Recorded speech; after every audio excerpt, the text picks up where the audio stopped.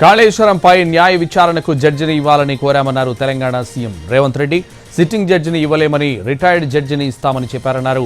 ఈ విషయంలో కేబినెట్లో చర్చిస్తామన్నారు ముఖ్యమంత్రి. కాళేశ్వరంపై రిటైర్డ్ జడ్జితో విచారణపై అసెంబ్లీలోనూ చర్చిస్తామన్నారు. చిట్చాట్లో మాట్లాడిన ముఖ్యమంత్రి కేసీఆర్ బీఆర్ఎస్ పార్టీపై విమర్శలు గుప్పించారు. మేడిగడ్డపై చర్చను పక్కదారి పట్టించేందుకు కేఆర్ఎంబీ అంశాన్ని కేసీఆర్ తీసుకుంటున్నారని అన్నారు సీఎం రేవంత్ రెడ్డి. తెలంగాణ అధీనంలో ఉన్న నాగార్జున సాగర్ పైకి జగన్ తుపాకులు పంపి గుంజుకునే ప్రయత్నం చేశారని ఆరోపించారు. 3 రోజులు పోలీసులు డ్యాం దగ్గర ఉన్నారని, అప్పుడు కేసీఆర్ ఎక్కడున్నారని ప్రశ్నించారు రేవంత్ రెడ్డి. ప్రతిరోజు 12 టీఎంసీ నీళ్లు రాయలసీమకు తరలించే పని చేసింది కేసీఆర్ కాదా అని ప్రశ్నించారు రేవంత్ రెడ్డి. రోజు పెట్టిన చేపల పులుసును తిని రాయలసీమను రత్నాల సీమగా చేస్తామన్నారు. అప్పుడే కేసీఆర్ కమిట్మెంట్ ఏంటో ప్రజలకు కూడా అర్థమైందన్నారు రేవంత్ రెడ్డి.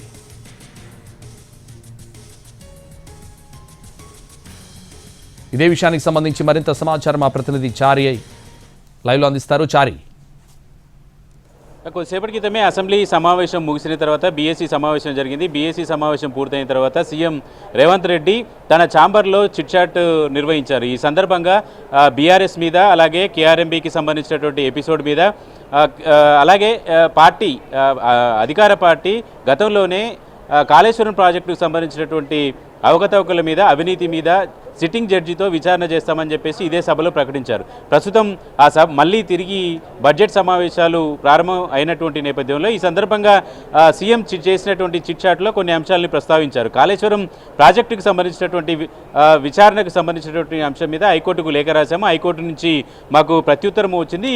సిట్టింగ్ జడ్జిని ఇవ్వటానికి హైకోర్టు అంత సుముఖంగా లేదు, రిటైర్డ్ జడ్జిని ఇస్తామని చెప్పేసేటువంటి ఒక లేఖ వచ్చింది. కాబట్టి ఈ హైకోర్టు నుంచి వచ్చినటువంటి లేఖకు సంబంధించినటువంటి అంశం మీద క్యాబినెట్లో చర్చిస్తామన్నారు. అలాగే ఈ ఏదైతే ప్రభుత్వం సిట్టింగ్ జడ్జితో విచారణ చేస్తామని సభలో ప్రకటించిందో అదే సభలో హైకోర్టు నుంచి వచ్చినటువంటి రిప్లైకి సంబంధించినటువంటి అంశాల మీద సభలోనే చర్చించి సభ్యులందరి అభిప్రాయాన్ని తీసుకుంటామనేటటువంటి అభిప్రాయాన్ని కూడా సీఎం రేవంత్ రెడ్డి చెప్పారు. ఇక వరుసగా జరుగుతున్నటువంటి కేఆర్ఎంబీకి సంబంధించినటువంటి ఎపిసోడ్ కావచ్చు, ఈరోజు ఉదయం అసెంబ్లీలో బీఆర్ఎస్కు సంబంధించి ప్రతిపక్ష నాయకుడిగా ఉన్నటువంటి కేసీఆర్కి చాలా చిన్న గదిని కేటాయించారు అనేటువంటి అంశానికి సంబంధించినటువంటి చర్చ కూడా చేసింది బీఆర్ఎస్. కాబట్టి వాటి మీద కూడా సీఎం రేవంత్ రెడ్డి స్పందించారు. అసెంబ్లీలో ఉన్నటువంటి శాసనసభ పక్ష నేతకి ఎలాంటి ఛాంబర్ ఇవ్వాలి అనేది స్పీకర్ పరిధిలో ఉన్నటువంటి అంశము, దానికి ప్రభుత్వానికి సంబంధం లేదనేటువంటి అంశాన్ని ఇచ్చారు. అయితే ఎంత రూమ్ ఇవ్వాలి అనే దానికి సంబంధించినటువంటి నిబంధన ఏమీ లేదనేటువంటి అంశాన్ని కూడా ఆయన ప్రస్తావిస్తూ వచ్చారు. అలాగే పార్టీకి సంబంధించినటువంటి ఎమ్మెల్యేల మార్పుకు, పార్టీ ఫిరాయింపులకు సంబంధించినటువంటి అంశాల మీద కూడా చర్చ చేశారు రేవంత్ రెడ్డి. కేసీఆర్ని వెళ్ళి కలిసినప్పుడు జరగని చర్చ, ఆ పార్టీకి సంబంధించినటువంటి ఎమ్మెల్యేలు సీఎంగా తనని కలిస్తే ఎందుకు చర్చ చేస్తున్నారనేటువంటి అంశాలన్నింటిని కూడా ఆయన ప్రస్తావిస్తూ వచ్చారు. ఈరోజు తెలంగాణలో బడ్జెట్కు సంబంధించినటువంటి సమావేశాలు ప్రారంభమవుతుంది. గవర్నర్ స్పీచ్ అనేది చాలా ముఖ్యమైనది. కానీ అలాంటి ముఖ్యమైనటువంటి గవర్నర్ ప్రసంగానికే కేసీఆర్ రాలేదు. ఆయనకు ఉన్నటువంటి కమిట్మెంట్ ఏందో ఈరోజే అర్థమైంది.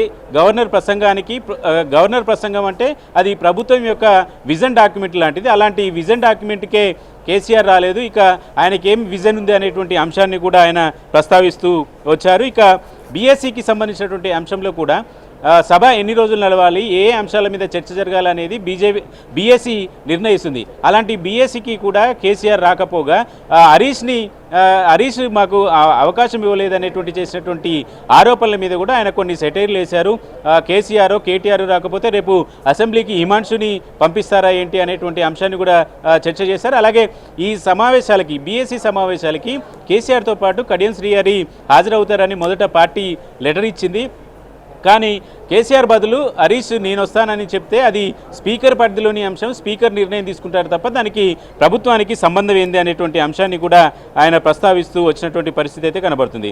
ఓవరాల్గా గవర్నర్కి సంబంధించినటువంటి అంశము, కేఆర్ఎంబీకి సంబంధించినటువంటి అంశాలన్నిటి మీద కూడా సీఎం స్పందించారు. కేఆర్ఎంబీ మీద కేసీఆర్కి ఎంత కమిట్మెంట్ ఉంది అనే దానికి సంబంధించి ప్రజలు ఇప్పటికే నిర్ణయం ప్రకటించారు. కృష్ణా బేసిన్లో ఉన్నటువంటి నియోజకవర్గాలలో కేవలం 10% కూడా బీఆర్ఎస్ పార్టీ సీట్లు గెలుచుకోలేదనేటువంటి కామెంట్స్ని కూడా రేవంత్ రెడ్డి చేశారు.